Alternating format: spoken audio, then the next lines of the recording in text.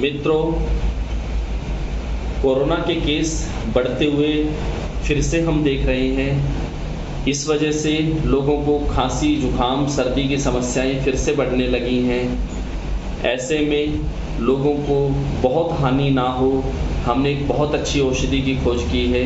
उसका नाम है फेब्रिफिट। यह आप 2-2 कैप्सूल सुबह, दोपहर, शाम लेकर के कोविड, उससे होने वाला कोई भी खांसी, जुकाम या सर्दी या अन्य किसी भी तरह के कॉम्प्लिकेशन से बच सकते हैं। मित्रों, मैं वैद्य वरुण गोयल, वरुण आयुर्वेदिक चिकित्सालय, सेक्टर 14, सोनीपत से बोल रहा हूँ। मित्रों, अगर आपको कोविड और उसके कॉम्प्लिकेशन से बचना है तो कोविड गाइडलाइंस का पालन जरूर करिए।